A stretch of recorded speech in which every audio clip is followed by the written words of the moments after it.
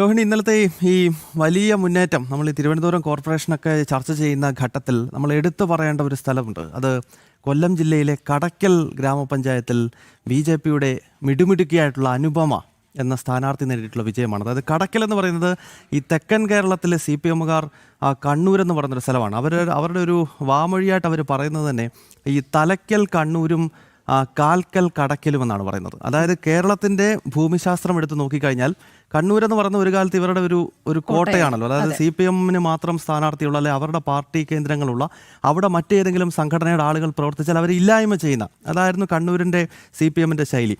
അപ്പം കേരളത്തിൻ്റെ തലയ്ക്കൽ കണ്ണൂർ, ആ ഭാഗത്ത് കണ്ണൂരുണ്ട്, വടക്കൻ കേരളത്തിൽ കാൽക്കൽ കടയ്ക്കലും. അതായത് കണ്ണൂർ പോലെ തന്നെ ഞങ്ങളുടെ ധാർഷ്ട്യവും ഞങ്ങളുടെ ഈ കമ്മ്യൂണിസ്റ്റ് ഭീകരതയും ഒക്കെ ഞങ്ങൾ ഇവിടെയും നടപ്പാക്കുമടാ എന്ന് പറയുന്ന ധാർഷ്ട്യത്തോടു കൂടി മറ്റ് സംഘടനാ പ്രവർത്തകരെ വെല്ലുവിളിക്കുന്ന കമ്മ്യൂണിസ്റ്റുകാരന്മാരുള്ള സ്ഥലമാണ് ഈ കടയ്ക്കൽ എന്ന് പറയുന്നത്. ഒരു ഭീകര സ്വഭാവമുള്ള സ്ഥലമാണ്.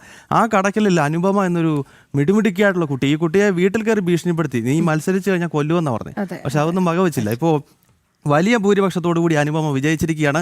ഈ വിജയത്തിന് ശേഷം CPM വ്യാപക ആക്രമണം നടത്തുകയാണ് കടയ്ക്കൽ ഭാഗത്ത്.